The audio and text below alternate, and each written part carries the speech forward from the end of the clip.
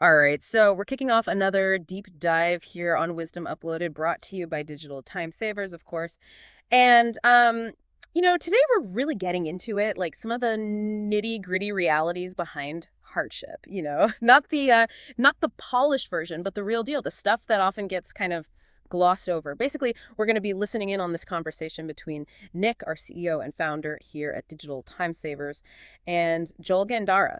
Now, Joel's story, I got to tell you, is one of those that just grabs you right away. Born in Cuba, came to the US back in 1980 on a boat so crowded it's hard to imagine.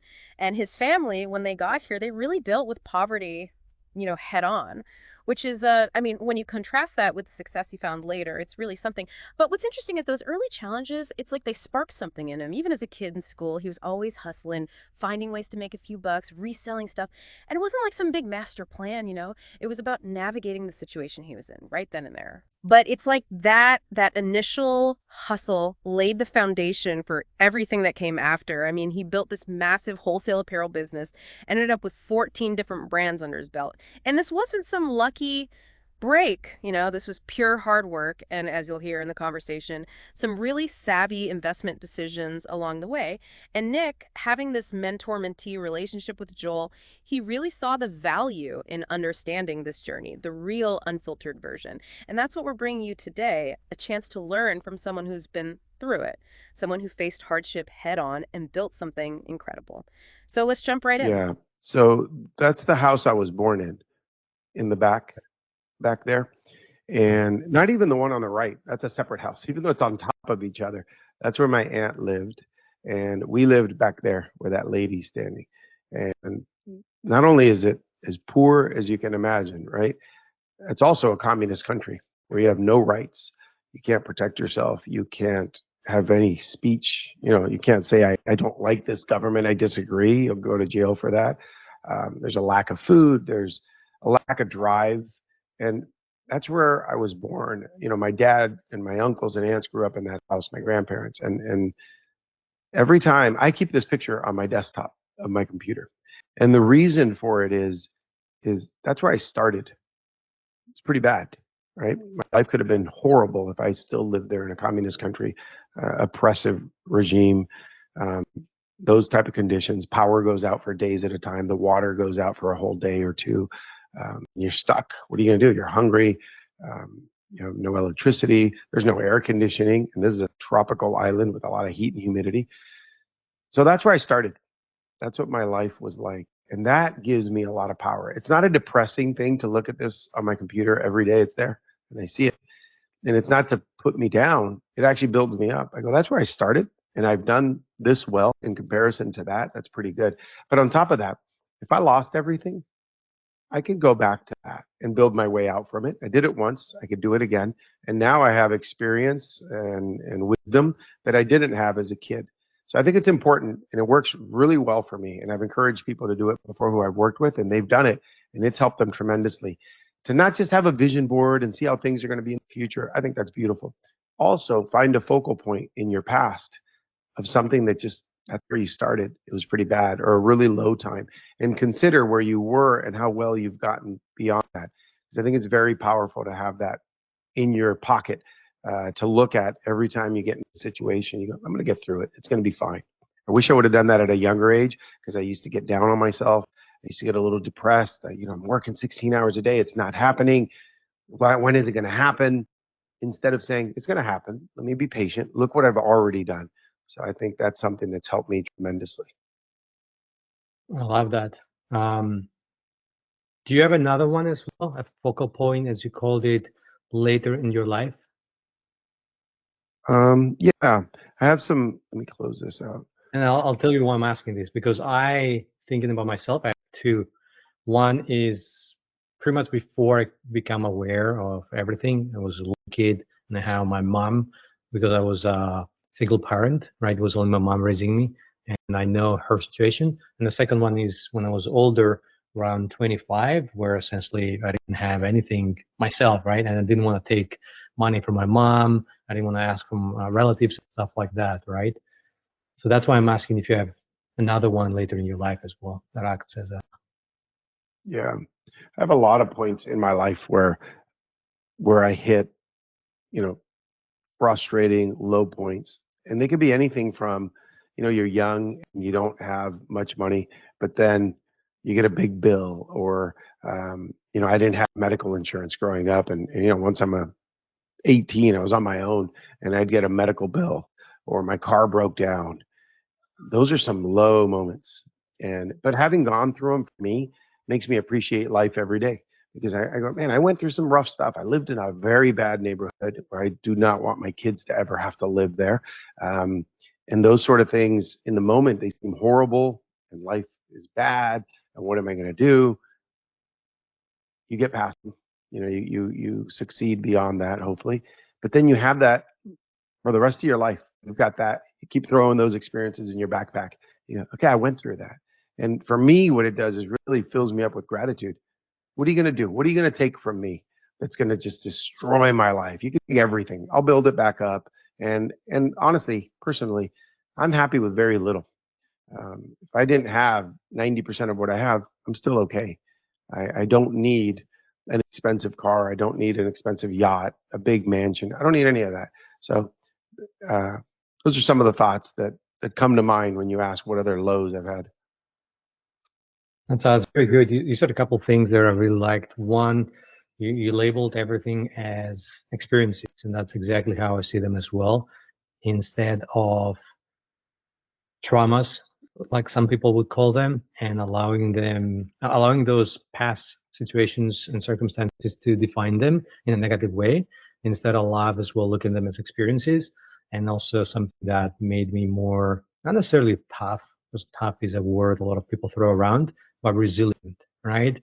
And not being afraid of getting back there, because like you said before, the experiences we have now, the understanding of you can get out of that situation or even worse situations, it's very empowering. Yeah. And I've that's got a few my point as points. well. Go ahead. I've got a few focal points where I look back and I can see how they sort of define me or help start the process. In fourth grade, there was this bully. He was way bigger than me, really strong. A few years later, he became a state champion when we were in middle school in wrestling. So he was really tough. And we would both get dropped off at school in the morning, and there were no teachers yet there and no students. And this kid was angry, and he'd beat me up, and it happened several times. And what's weird about then is it wasn't like this movement about no bullying and tell the teacher. Nobody talked about that. So I would just try to fight this guy, but it would not end well for me.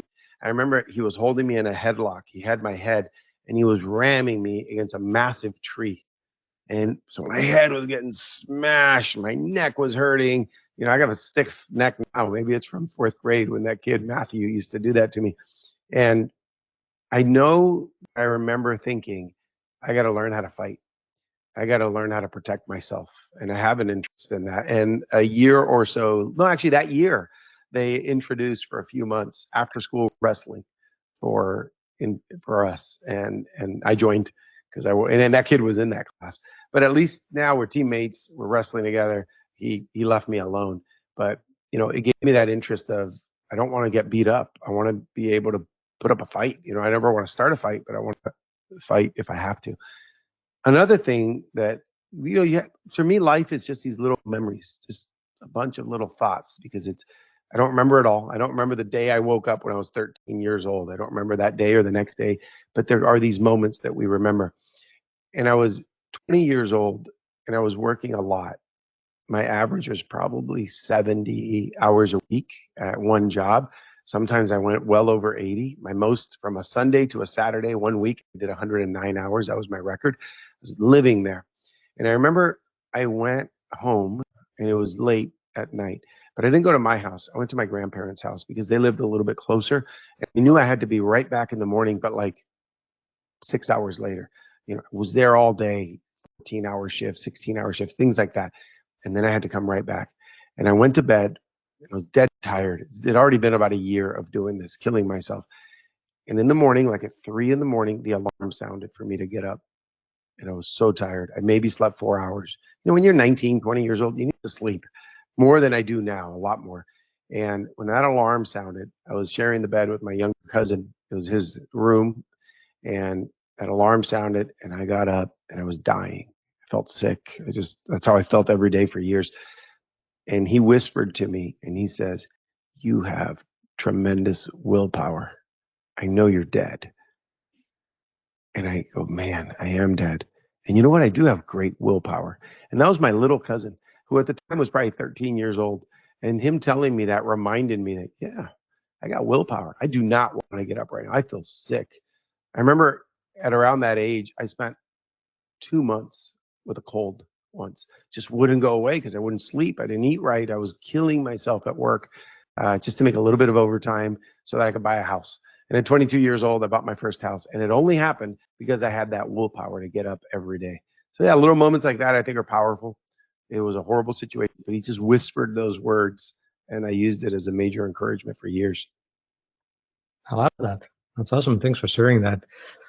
So I want to start two things for me. One was when I was a little kid, and my mom essentially, when she got pregnant with me, she was, how can I put this in a nice way? Essentially, she was kind of kicked out of the house.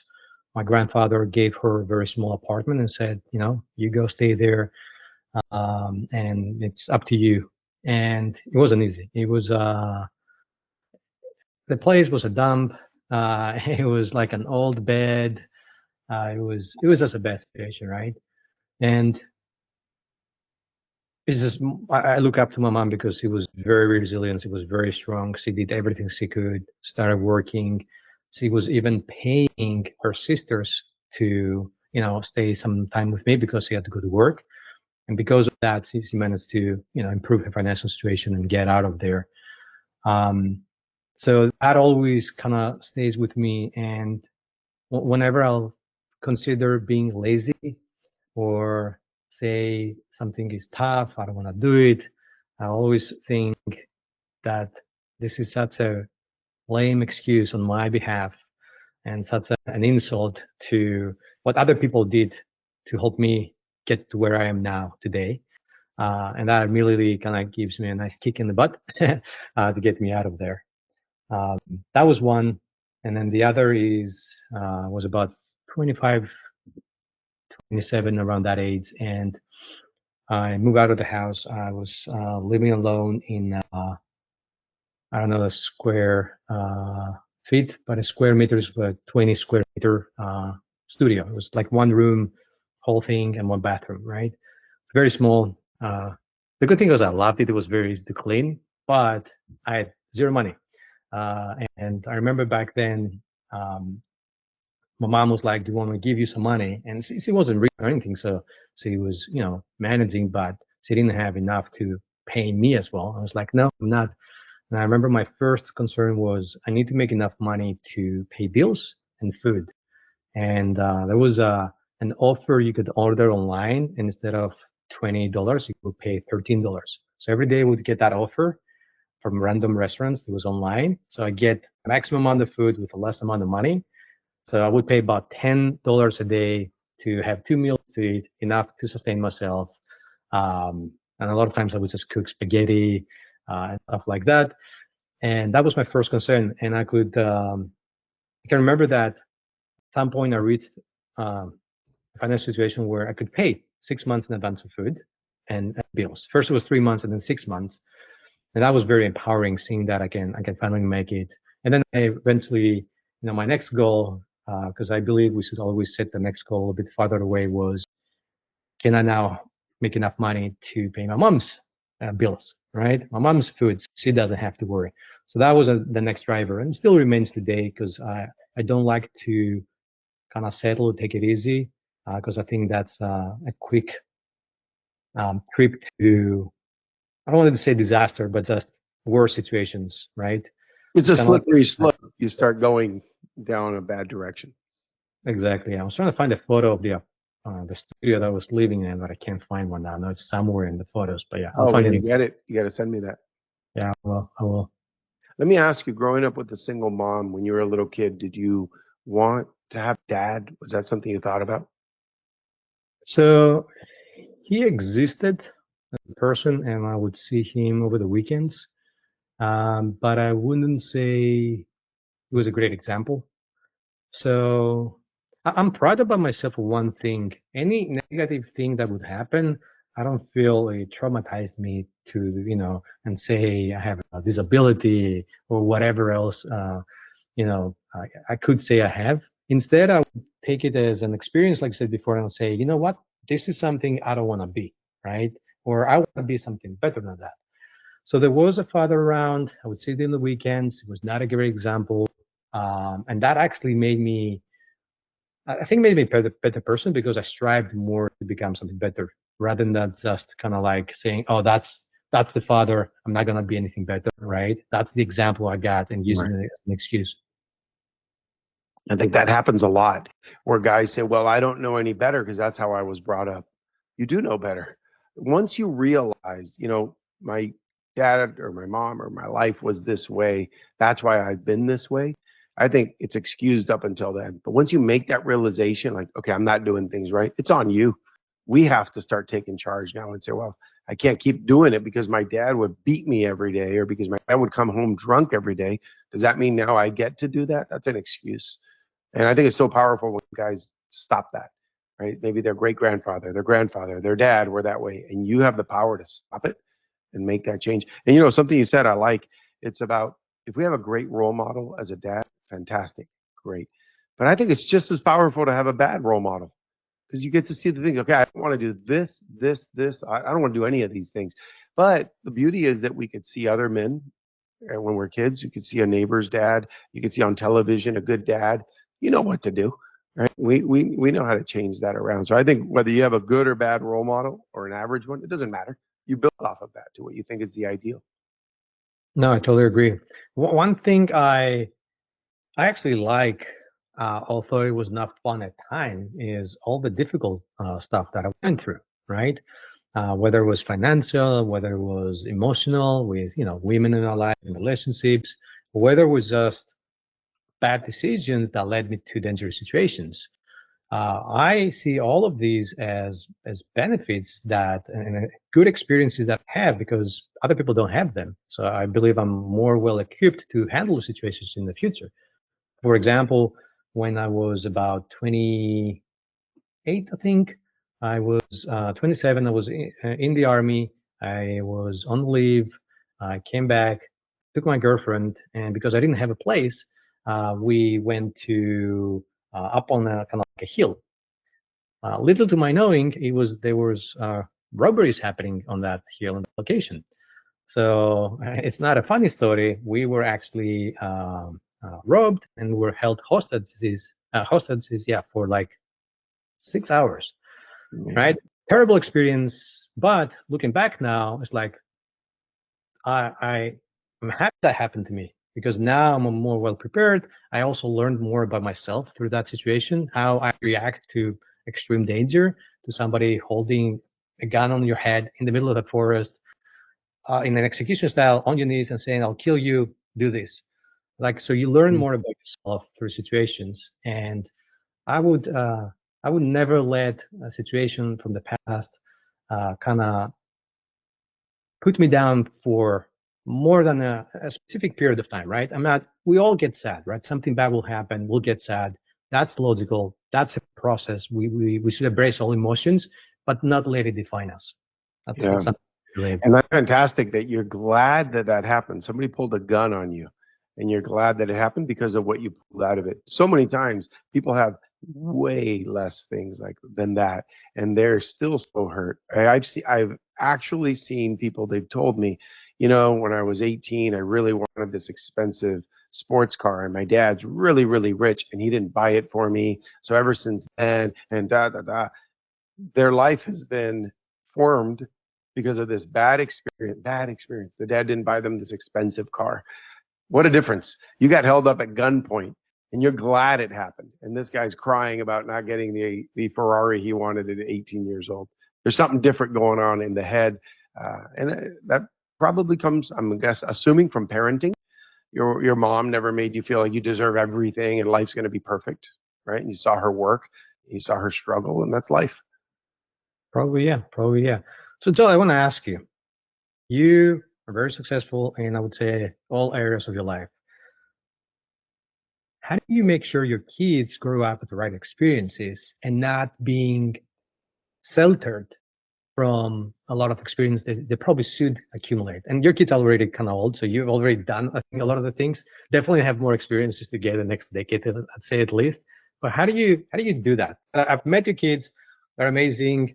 I think they're well brought up, if that's the right expression. And yeah, I'm actually very curious. Yeah, this has not been on accident. When people meet our kids and say that they're fantastic kids, that's work that we've been doing. Just this week, I added up their ages. It's 59 years old when I add up the four kids. So we've been parenting for the equivalent of 59 years because it's, there's four of them. It's constant. There's always something going on. Um, so I'll go down the list. Our oldest currently is 19. He works full time as a diesel mechanic. He's learning, but he's also in the Army Reserves and has been since he was 17. Graduated, actually turned 18 at boot camp. We didn't get to see him. We didn't get to talk to him. He couldn't tell anybody it was his birthday because they'll make him do a million more push-ups. So he just, grinded through it. When you go through things like that, I think it makes you more tough and more resilient to the things that life's going to bring. Our second is 17. He's in college because he skipped a grade. He's really good in school. And he does a lot of tough things. He's run 2 ultra marathons already. He runs a lot. He works out a lot. He sells knives and does really well. He just got awarded an office, his own office, where he's putting up thousands of dollars of his own money to open an office. Then he's going to move out and rent an apartment. He's 17. He'll be 18 by then. It's later on in this year. But he's got to do all this on his own, hire a staff. So he's got to recruit, he's got to coach, he's got to direct them. And he told me, I'm going to be working 84 hours a week this entire summer. I'm not taking days off. I'm working from morning to night every single day. Um, our other kids are younger. They're middle school and elementary school, but they've all got a few things in common. We don't give them anything as far as like buying them things, like material things. We'll coach them, coach the heck out of them. We'll educate them. We'll get them tutors for different languages or subjects or whatever they need. And we're there to talk to them about life all the time. Around our dinner table, we're not talking about whatever dumb things people could potentially talk about. We're talking about life and your experience and the best part of today. What was the worst part of today? What are you going to do when you're older? How are you going to make money? Where are you going to live? What kind of house are you going to buy? What car are you going to buy? Because we don't buy anything for them. We're not buying them a house. We're not buying them a car. We're not paying their car insurance. In fact, my 19-year-old pays $300 a month in rent. When he was 18, it was $200 a month. That's going to continue to go up.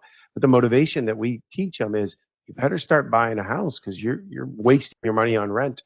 The 17-year-old turns 18 in 4 days from now, and from recording this, and he's about to start paying rent on his 18th birthday. He's jumping out of an airplane that he already reserved on his birthday. When he gets back, he's paying me rent for the first time, $200. So they've been practicing for real life since they were little kids. And the way we started it, each of them at about 5 years old, each of them started selling chocolates. Hey, I'll loan you the money for the first box. You buy it wholesale. Let's call it $30. But then when you go sell the bars individually, maybe you come out with $100. So when you sell that first box, your profit, pay me first. Now we're even. The rest of the boxes, you buy them on their own. And doing that, our kids have made profits of tens of thousands of dollars over the years.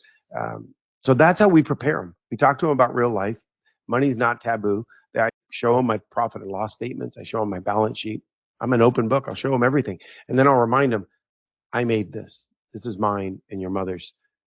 You're on your own. You got to build all of this on your own. I hope I can act as inspiration and definitely be a coach to help them to get to there. So far, what I'm seeing, it's been working. So I don't know how the story's going to end. Talk to me in 20, 30 years. We'll see how they do in life. But so far, I am impressed. They're doing very, very well and way ahead. And here's another way I know. Older one, they're out in the real world now. And they've both told me that life is very easy. So in this world of kids complaining it's too hard and I can't make it, I'm sad, I'm all the reasons, my kids are telling me this is easy, this is life. My coworkers, all they do is complain. My classmates in college, all they do is complain. They can't handle it when the teacher says, hey, you got to show up to the lab for a few hours. Everybody just melts. It's like, you just have to go for a few hours and you have a couple of weeks to go and it's flexible. It's on your schedule. What's the big deal? It's for your own good. You're going to learn the material better. I think it's because we put them through a basic training, a boot camp in our house, not in a militant way, but like, hey, you're you broke your laptop, the family's laptop when you were 10 years old, we're taking the money out of your bank account. You're buying a new one. We told you not to walk up the stairs holding it in one hand. You have to have responsibility. So that's how we've been preparing our kids for the world.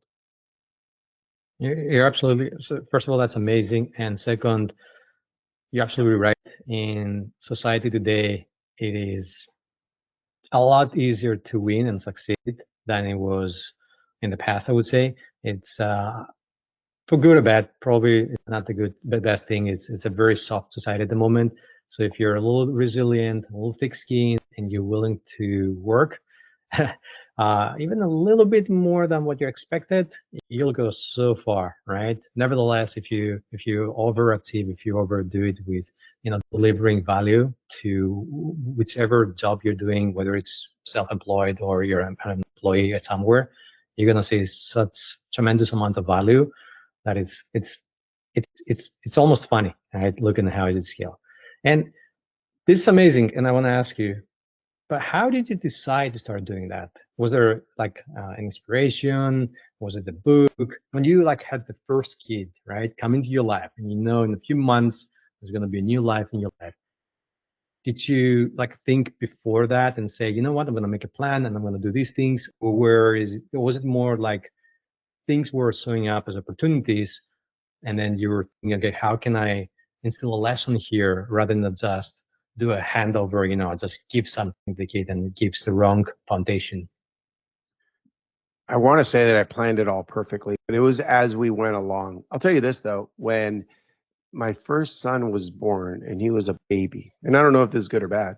I mean, I didn't put him to lift weights or anything crazy, but I would like make him grab my fingers and like make him lift himself up. And he was a baby. He was laying there, and I would just do that. I would stretch his arms. I would stretch his legs. And I always thought, this can't be bad for him. He's moving his body.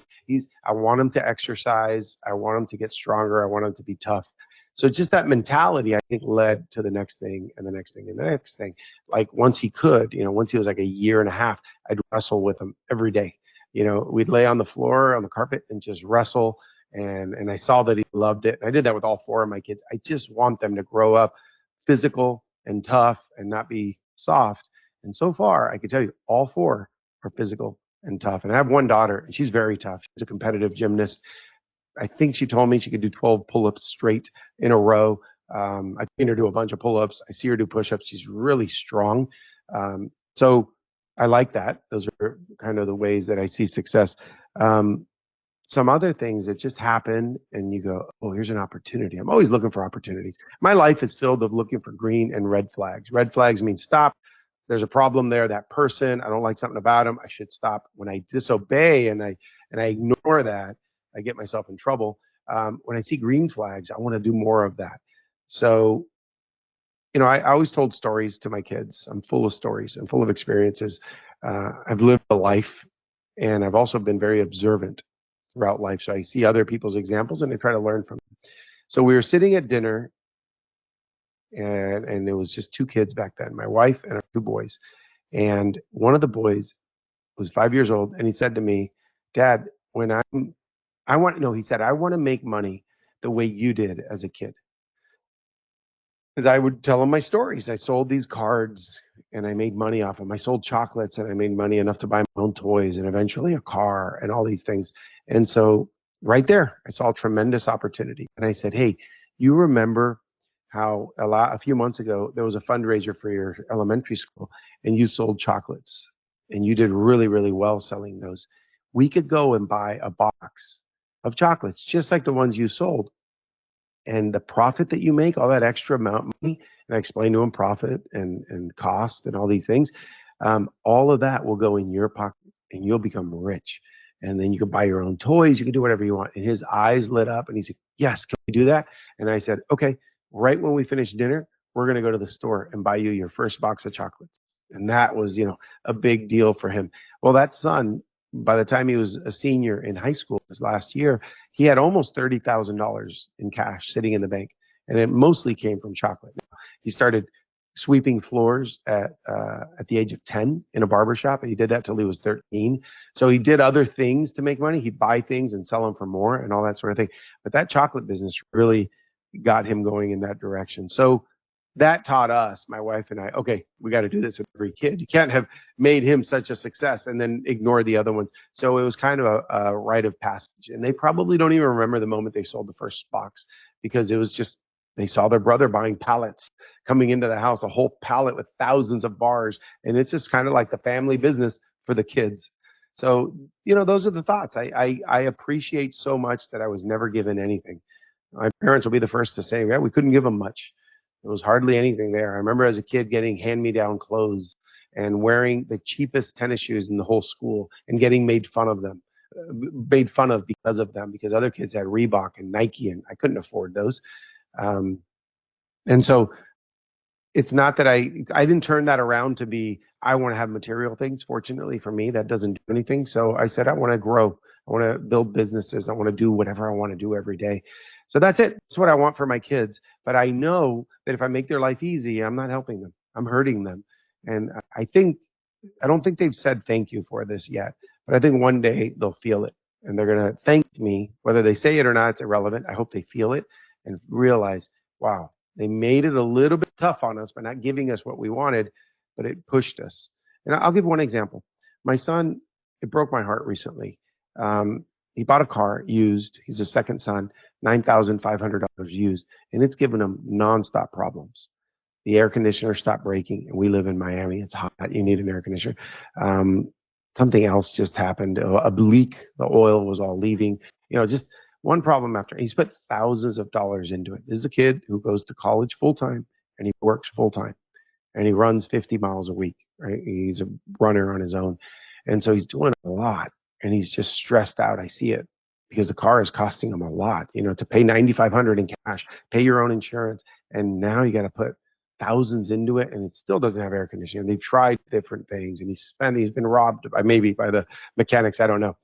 You know how many times I was tempted to just write a check and buy him a car and buy him a nice car? I'm not going to do that because I would be cheating the rest of his life. For me to feel good, I'd be taking away his future. I see it that way. I know that it's not going to ruin him if I buy him a nice car, but I know what's happening. I see the drive in him. In fact, advice that I gave him months and months ago that's been ignored just started taking over. He showed me yesterday a post that he made online, and now he's back to coaching kids for running because he's a great runner. Held a world record when he was a kid. He's won races over marathons. He's done very well. So that made him turn it back on, working full time, going to college full time, running 50 miles a week.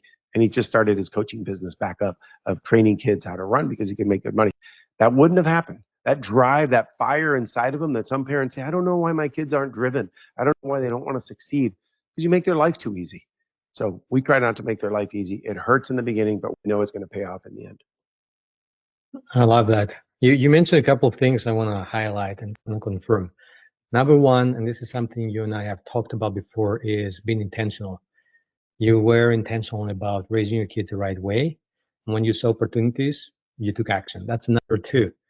Actually going out of your way to implement and do the things you want to do to help your kids. Like when they were little, you said after lunch, I think you said, let's go and buy the box of chocolates. I see a lot of parents that say, yes, we'll do it, and then they won't do it for weeks, which sets a wrong example, right? Number three is, as far as I can tell, you never told your kids, oh, don't swipe floors, that's beneath you, right? A job is a job. I don't think there's any job that is beneath somebody, right? And number three, this is very important, you're not allowing your personal feel of reward and sense of doing something for yourself get in the way of raising your kids the right way. For example, the thing you said about just writing a check to your son and getting a better car, that will make you feel better they're providing, but it will not benefit your kids. And what I've seen, a lot of parents, even my mom sometimes did that, right? They are gonna do things that they didn't have because they want their kids to have, but it's not the best for them, growing up. It's not the best for them to allow them to want things enough to strive for them, to struggle for them, to go through difficulties like working. I remember when I was like 14, 15, I started working as a waiter. out in the heat in Greece. It's getting warm. It's not as warm as Florida, but it's getting warm. And in the sun, walking up and down for like 12 hours. I was the first time I started working. Everybody else, my friends, would go to the beach and have fun. And here I was there sweating and working, right? If my mom would be like, oh, no, no, no, that's beneath you. Let me give you money and just sit home, enjoy your time. That wouldn't give the right foundation to make me a hardworking person. I believe so, at least, right? And that's what I've actually seen with other people, where they were handed over a lot of things. The parents felt good about themselves that, hey, I'm providing for my kids. But in reality, they were depriving them from necessary, to my opinion, experiences to help them become the type of person that can sustain themselves and survive in society. Yeah, that's the biggest gift we can give our kids is independence. I want them as soon as possible to feel so powerful that they could operate in life without me. If my wife and I die tomorrow and we didn't leave them a dollar, I want to know that they survived. They did it on their own. They didn't need me. And I'm already seeing it in life. A 19, a 17-year-old, and the younger ones are still little, but the 19 and 17-year-old are fine on their own. They will figure it out. They know how to make money.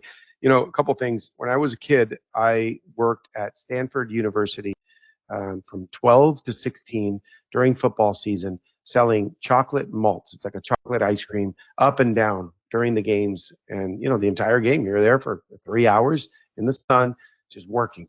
And I am so grateful that at 12 years old, I got to do that.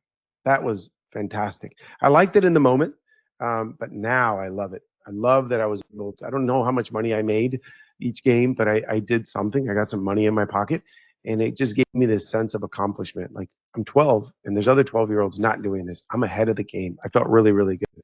I said to somebody years ago what my kids' plans were, because when my kids were little, I would always give them business ideas. And I'd say, when you guys are teenagers, you could probably buy the equipment and start cutting the grass in our house. And I'll pay you. That way we keep the money in the family. Instead of me paying a gardener, I'll pay you. And they always thought that was a great idea. And so imagine they're 7 and 9 years old, let's call it. And I'm telling them, hey, this is something you can make. I'll pay you $100 a month or whatever the cost is. And then neighbors are going to see how good you do it. And then you start knocking on their doors and say, hey, you see, I've been cutting the grass here. Would you like me to cut yours? You don't even need a truck, because you're going to get all the neighbors. And then you're going to grow it so much, you're going to start hiring other kids to do it. And you're going to have this business, and it's going to make you all this money. You can be at school and you're collecting money. And my kids their eyes were opening up. And you know what? They don't today, fast forward, they don't have a landscaping business. They never started one. But the seed was planted of, oh, you can make money. You don't have to go get a job. You don't have to complain about your boss. Go make money. So I told this whole plan, or my kids told somebody that was visiting the plan. And the person said, oh, no, no, no. You kids are too good to be gardeners. No, that's too low. You kidding me? Later, I talked to them when the person left, and they said, no, that person just thinks they're so great. Nobody's that great. You can do any job. And that's not forever. You start that way, and then you get another job and another job, and you go and do better. And lastly, we encourage our kids to try new things, be entrepreneurs, do scary things, uncomfortable. And one day I was at a toy store. I had an appointment next door, and I was by myself. So I walked into this toy store, and I was walking around, and this kid told his mom, if you buy me this box of these little beads and rubber bands, I can make bracelets and I could sell them at school because kids love these. And the mom looked at the employee who was there. She says, you hear my son? He thinks he's some sort of entrepreneur. Who does he think he is? No, you're not doing that. Are you crazy? First, I was so excited when I was hearing that boy talk. I was like, yes, all right, this kid's going to be a success. And then I heard his mom speak, and oh, it hit me so hard. If it was today, I would have talked to that woman. I would have told her my whole history. I would have encouraged that kid. But back then, I didn't want to, I didn't want to get in the middle. Oh man, today I have no filter. I would have said that right away. But back then, I just swallowed it. I left the store, and I felt so bad for that kid. He's an adult now. I sure hope he tested out entrepreneurship and wasn't knocked down because his mom said no. That's very important. Joel, something I've asked you another time, and really would like to hear your answer again, because we went there with the whole discussion, is, let's say somebody didn't do all the right things when their kids were growing up. and their kids are now anywhere between the age of 20, 25, let's say, how can they start correcting things? Because I can almost promise you that, so, and we know there's a lot of people out there that have 20, 25, 27-year-old kids, and they don't have the right foundation. They don't want to work. They expect everything to be handed over, and they're going to be in a very difficult position when they go out on their own. Yeah. So I'm very familiar with these cases because I've been contacted by many successful men who have asked me to coach their sons. And I think I'm at 7 or 8 around that fit that description that you just did around that age. And it is very difficult. The more you wait, the harder it gets. And I've heard of guys with a 30-year-old son and they're still maintaining him. They're still paying his cell phone, his insurance, his car, his lifestyle. Um, Look, I think the sooner the better. And obviously the later, the harder. But something has to happen. There has to be a plan, I believe, put into place where it's, hey, son, I know I've done this for the last 30 years, but we are going to have to start making some changes. I love you and I want the best for you, but I cannot continue to do this. Either if the dad wants to say, because financially we're having trouble and I can't commit to it, or it's stressing me out, or you know what, I don't think it's in your best interest. I want you to earn some stuff. Good luck. It's going to be a hard conversation. It's going to be very difficult. It's going to take some practice. It's going to take some preparation. And it cannot be done under intense fighting, yelling, stressful situation. It's got to be a calm, hey, scheduled conversation. In my 31-day program, there is a day about having a hard conversation. They're worthwhile, I believe, because the alternative is just going to keep going. You're going and you're not happy. You got to have this hard conversation. So I think having a plan and getting buy-in from that person and saying, look, you're not happy. You're not accomplishing the things that you said you want to accomplish. I want you to, and I believe this is the way. Let's come up with a plan where you're going to start taking over responsibility for your life because you are 20, 21, 25, 28 years old, whatever it is. And it's time that I pushed you out of the nest. But I think developing a plan, because what you don't want to do is the next day you unplug their video game system and you turn off their power and you're on your own. That's tough. Either way, it's going to be tough. But I think getting them to buy in on the plan and say, by when do you commit to getting a job or getting a higher paying job? Or, so what will happen is if they're living a lifestyle beyond their means, now that they're on the hook, they're going to have to cut down. So they're going to have to potentially earn more and start cutting down on their expenses. It's called real life. So I think that's a way that I would do it if I made the mistake of not doing this properly. And by the way, I've talked to many successful entrepreneurs who told me that they were too easy on their kids. So when I've been contacted by these guys, I'll have a call with the dad and I'll ask him, where is your son now? What's the problem? And then I say, what's the hardest thing your son's ever been through? And this is, I don't know, let's call it 15 for 15. They usually tell me nothing really difficult. He hasn't struggled. He hasn't suffered in life. And then when I say, all right, well, if you'd like, I'll talk to the son. And I talk to the son, I ask them the same thing. What have you been through in life that was like life-changing, really difficult? What's the worst part? And they can't come up with anything. So there's a commonality there. Not doing great in life sometimes, being given, maybe it's because they were being given every single thing. So they never earned it. And they don't have what are you going to appreciate? If you eat caviar and the most expensive foods every day and go on private yachts every day and that's how you live, hey, the rest of life is going to be bland. But when you grow up in a ghetto and you don't have anything and now you get a little bit of something, you have a focal point to say, I started down here and I'm up here now. I'm so grateful for this. That's worked for me in my life. I hope it works for my kids the way we live our life, and I hope it works for anybody going through that. Thanks, Joel. That's awesome. And the key takeaway from me is implementing that is not a form of punishment, is it's a form of love. And that's why it shouldn't be done through an argument. It shouldn't be done out of the blue, just waking up one morning and just unplugging, like I said, all their devices or kicking them out of the house without any guidance, because that's really what I believe parents should be doing, guiding their kids. It's not always pretty, it's not always pleasant, but if it's done through efficient communication, structured communication, and with love in mind, right? Not in anger, I think that'll work really good. Yeah, Kids the traumatic events that I find in guys, working with hundreds of guys a year, the traumatic events that I notice that they have from their parents, oftentimes their dad, comes from a brief moment where the dad snapped and yelled and said some really mean things, and those are stuck forever in a man's head. And they could become the stories that he tells himself, that he's not capable, he's not smart, he's stupid, whatever the dad says to him. So what a reason for us to control our anger and attack things carefully and calmly and not in the moment. In the moment, I'd rather step away than to engage.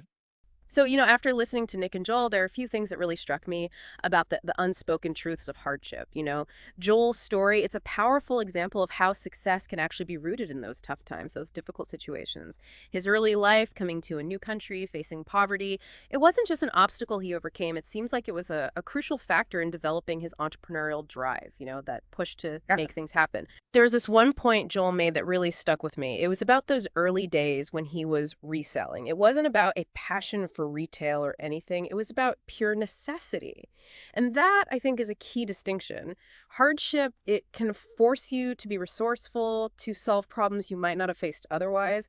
It's not always pretty, It's about making things work, period. And when they talked about building his apparel business, the focus wasn't just on the long hours, which, let's be honest, were probably insane. It was also about the type of hard work he put in and the strategic decisions he made along the way. Joel specifically talked about reinvesting profits early on, even when it meant putting off some of those personal comforts.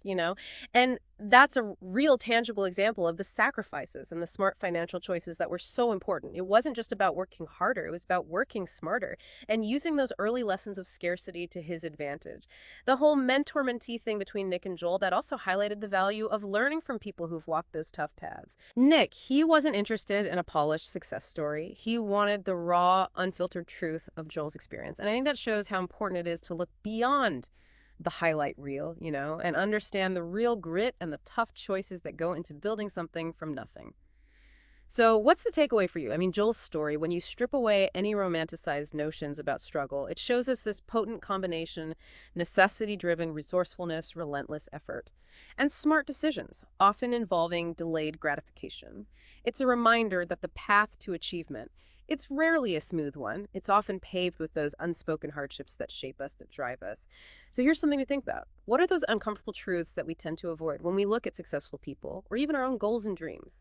Maybe, just maybe, it's in facing those truths that we find the most valuable lessons for our own journey.